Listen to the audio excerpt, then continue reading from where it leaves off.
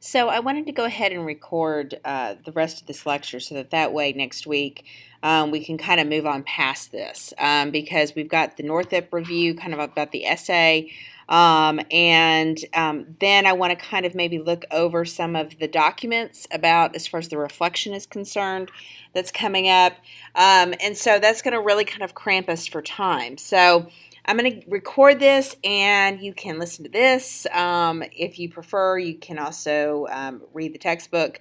And then you'll kind of go on from there. So most of you left off approximately here, right, where we were talking about the African continent. And the biggest thing that I want you to know about the African continent is that you first off have governments, kingdoms, trade, economics, politics. Those things are happening in Africa as well.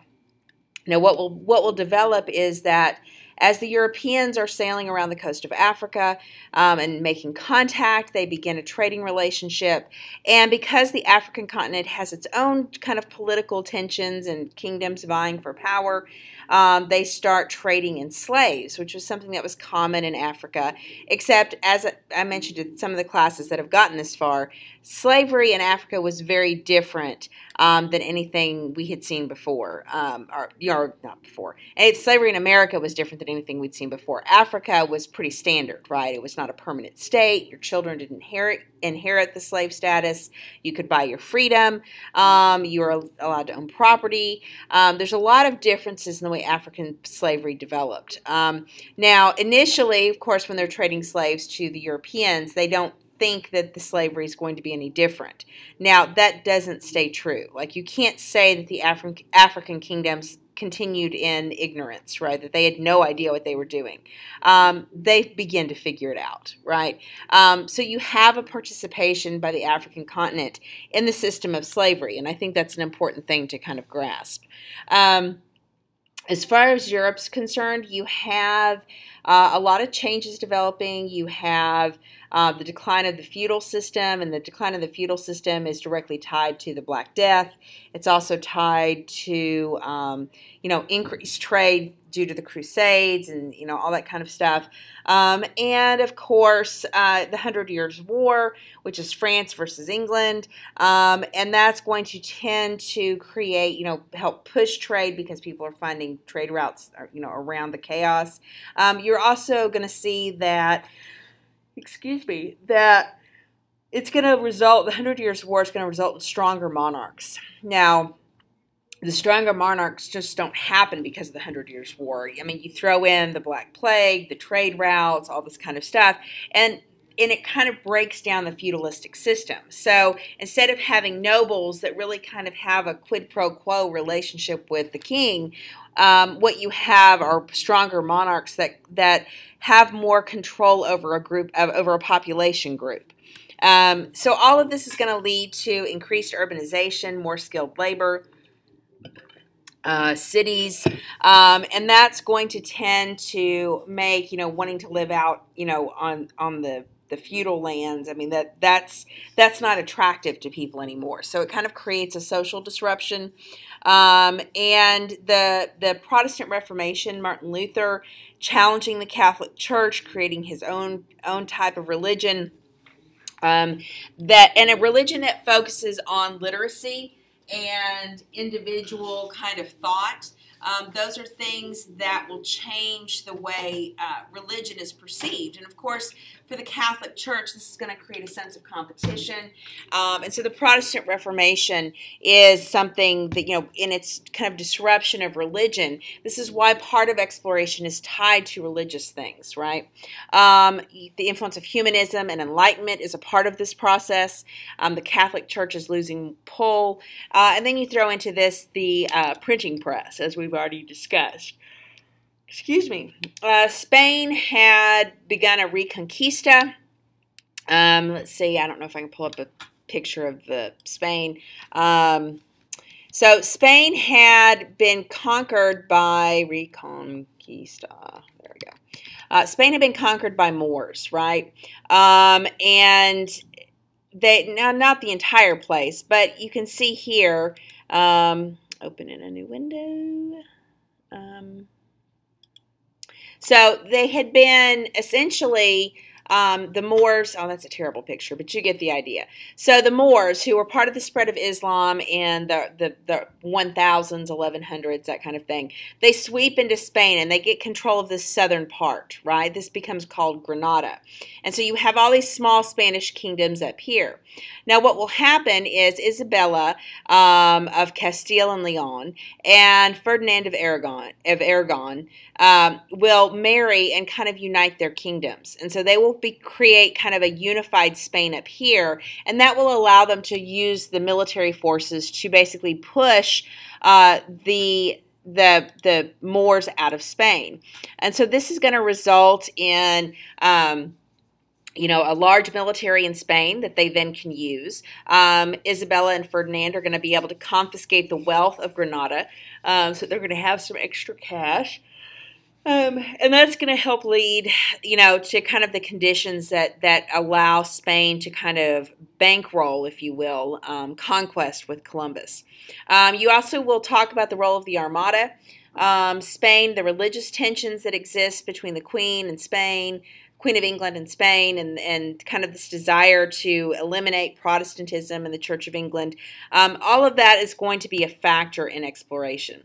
The other big concept you want to be familiar with is the Columbian Exchange. We've kind of talked about this when we talked about livestock and disease. But this graphic pretty much says it all. What you have is this exchange between what is seen as the New World that was discovered by Columbus, hence it's called the Columbian Exchange. And so you have products, agricultural products coming from the New World to Europe, completely changes the European diet. And then you have things like livestock and disease that have a profound effect in the New World. But you also have things like fruit and coffee and grapes that had not existed. Sorry for yawning. Had not existed in the New World. So this picture pretty much says it all. Knowing that the Columbian Exchange happens, having an essential kind of basic understanding of what it is pretty important. Spain and Portugal had led the way as far as kind of discovery. Initially, there was some competition until the Pope checks in and says, we're Catholic countries. We've got this threat from Martin Luther and the Church of England. Like, we can't be fighting with each other. And so he basically draws a line of demarcation kind of through the tip of Brazil and tells Portugal to stay in Brazil and Africa and let Spain have what is essentially the New World, which you see here in the map. And so this is kind of why you're not going to have tension between Portugal and Spain. And early in the exploration process, so in the, 1492, 1500, 1520, England's not really playing a role. England's a pretty minor entity, simply because, they've got their own drama, thanks to King Henry and the development of the Church of England and that kind of thing. So what we're going to focus on initially is this first wave of development and conquest, which was done by Spain. And Columbus, when he lands in the Caribbean, he engages with the Taínos, who are now in Haiti and the Dominican Republic. Of course, he calls it the West Indies because he thinks it has to do with India. Which of course it doesn't. And then of course eventually Amerigo Vespucci, the map maker, of course names the country or names the continent. So the map makers in this period are incredibly important. That's why a lot of the names have kind of these Eurocentric kind of labels to them. And so the Taínos are immediately impacted with disease and are really kind of disrupted. A lot of them run away. And they're really kind of exploited in a lot of ways. The conquistadors that are there with the Taínos and with Columbus really take advantage of these people and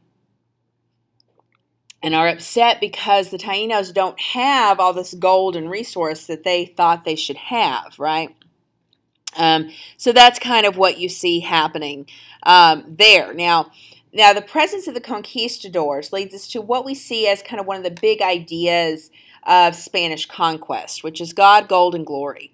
Again, you have religious tensions with the Protestant Reformation, so that's going to lead to a push to, we want to convert people, we want to share Catholicism.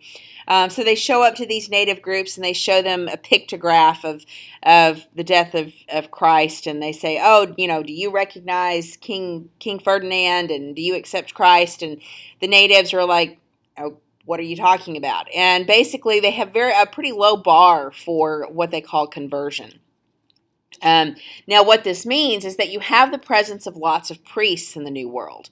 But you also have the presence of lots of conquistadors who want to get rich quickly and then get angry because there's not as much gold and wealth as they anticipated. And of course, then you're going to have the glory motivation. And the glory part is what's going to motivate Cortez to leave the Haiti and Dominican Republic and go into Mexico in search of kind of this glory and this chance to make a name for himself and move his way up in the world. So that's kind of where you see this shaping up. And so Cortez, again, because there's not enough opportunity, and part of the purpose of kind of sending these conquistadors over to the New World is to get them out of Spain so they don't stir up trouble in Spain. Well, Cortez realizes that there's rumors about Mexico, right? The Taino have been saying, oh, well, you should go to Mexico. They're the ones with the gold. And so he's interested in that. So, excuse me. He travels to Mexico with some men, actually doesn't have permission to do this, gets to Mexico, burns his ships so that his guys can't run away, and initially it makes an initial contact with the Aztecs that is, at least kind of friendly on some level, and he kind of scouts out the situation and realizes that the Aztecs have kind of created this trade domination, right?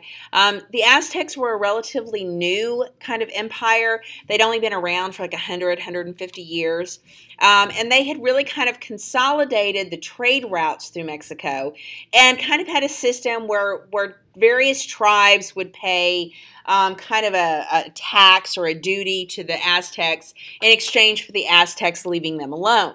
And generally speaking, this was trade. Yes, it also included slaves. And yes, the Aztecs did engage in human sacrifice. So you do have that going on. So you have some resentment about the human sacrifice. You have some resentment because really the Aztecs are almost acting like an organized crime cartel, and people just don't like it. And Cortez figures this out, and so he starts traveling around with the aid of a woman by the name of Malinche, who is a native woman who knows Spanish and knows multiple other dialects. And she begins to help him build an alliance to go against the Aztecs. And that's indeed what happens. Cortez marches on Tenochtitlan and eventually captures the city, kills the king, the priest, whatever, and then kind of holds on to it. To Mexico. Oh, I'm so sorry. It's Friday. I taught last night. I'm super tired. Okay. So the other interesting thing about Cortez is you have your first example of biological warfare, because one of the things that Cortez does is he leaves behind blankets with smallpox on them, because by the time you get to 1521, the Spanish have figured out that these native populations don't have a lot of resistance. So you have him doing that kind of thing. Pizarro kind of conquers Peru in the 1530s. We don't have to really worry about that too much. We will, when we look at the conquest documents, look at Las Casas and the Black Legend. The Black Legend is basically that these priests that have traveled to the New World, whether it's, the Tainos and Haiti and the Dominican Republic, or whether it's Mexico, these priests are there for that kind of God part of the God, gold, and glory. And their presence there, if you have, most of the priests are actually very sensitive to kind of the spiritual well-being of these native peoples. And so people like Las Casas begin to document some of the crimes that are being committed by the conquistadors and start publicizing it to put pressure on the crown to get control of things. So what will happen is you'll begin to have what is known as the Black Legend, and it's kind of like a human rights violation, right? It's bad PR. So that when England is dealing with Spain pressuring them because England's become Protestant and Spain is Catholic, and oh, how could you do that? England can then turn to the Black Legend and say, well, how can you behave this way, right? And so the Black Legend becomes a problem, and ultimately it puts pressure on the crown to organize their holdings in the New World.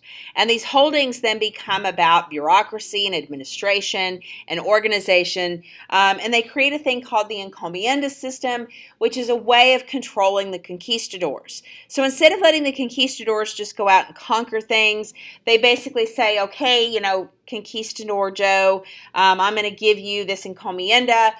Technically, the crown owns it, but you can own the resources and the labor, and you can make money, and you can let your kids inherit, but you better be nice to the natives, and you better keep us happy, you better pay your taxes. And so they begin to create this organizational structure that fundamentally leaves the New World in the hands of the crown, not in the hands of individuals.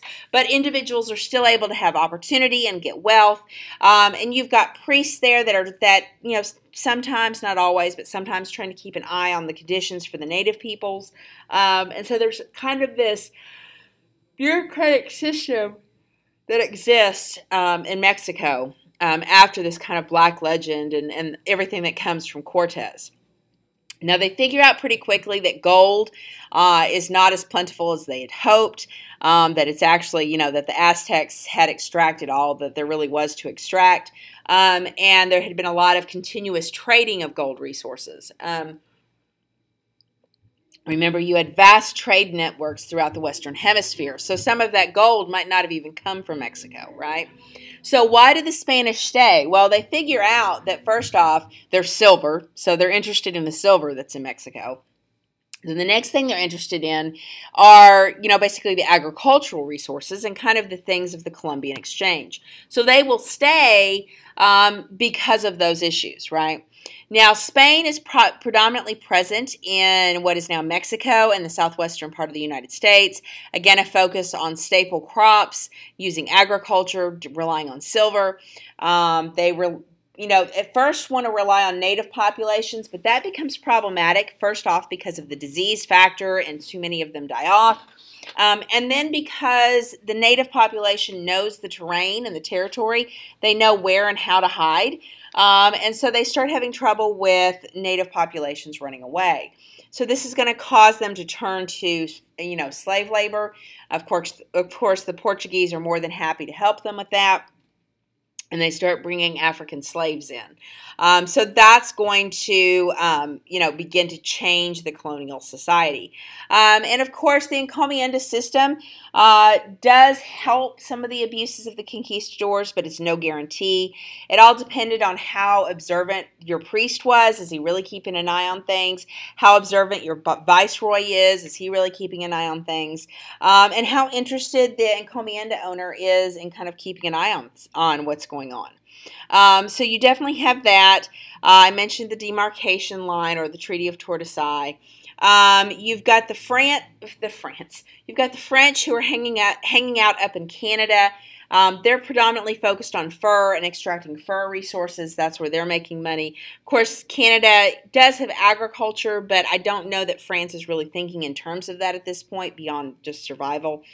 So they're predominantly focused on hunting beaver and building a trade relationship with the native groups there. So the French are predominantly trade. Their priests, they do have a kind of a, for the French, you could say it was God and fur, right?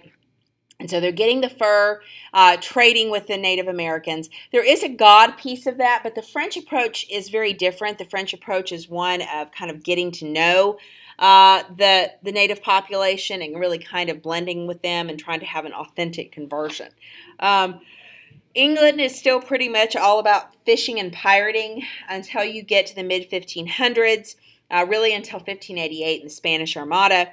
And then after the Spanish Armada kind of makes this, and I'll explain that here in a second, the Spanish are less present in the Atlantic and give the English a little more room to begin to think in terms of, okay, how can we make money from what we know is a lot of territory over there? So Spain had taken its wealth from the New World, invested in a Spanish armada, which is basically a Spanish navy, right? And part of their intent with this armada is they want to launch an attack on England. Now, part of why they want to launch an attack on England goes back to the fact that King Henry was married to the daughter of the King of Spain. He doesn't treat her very well, right? They have one daughter, then he basically, starts chasing women, and eventually tries to divorce her because he just doesn't like his wife anymore. And she and her family are pretty resentful of that. The Pope refuses to grant him a divorce. This is what causes King Henry to essentially, create his own church. And he gives himself a divorce and then marries Anne Boleyn. And this begins his process of going through a whole bunch of different wives, right? He ends up having 8 different wives over the span of his life. So the Spanish Armada gets created in this process. It's after Henry's gone, so his daughter Elizabeth is now on the throne, but she was the daughter of Anne Boleyn. She's Protestant, and the King of Spain, King Philip at the time, says, you know what, I want to retake England. I want England to be Catholic again. And at first they tried to persuade Elizabeth to marry him, and she would not get married, right? And so they decide to build a navy, and let's go attack England and force her to marry me, or force England to, come within the sphere of orbit of Spain. And what's going to happen is the first armada gets burned down. And then King Philip, who has all this wealth from the New World, tries another time to create an armada in order to, defeat England. This one is destroyed by a major storm. So all of these things together kind of cause Spain to not really invest in infrastructure. They don't invest in their people. They don't invest in industry. This is all about the military, which gets destroyed. And so you have a lack of investing in a lot of ways. And you also have Spain that ultimately ends up kind of stopping its exploration interest, if you will. And that makes kind of a huge deal. So I think I'm going to stop here. I'll pick up with part 2 momentarily, and we'll finish talking about kind of religion, Calvinism, and kind of the early English settlement.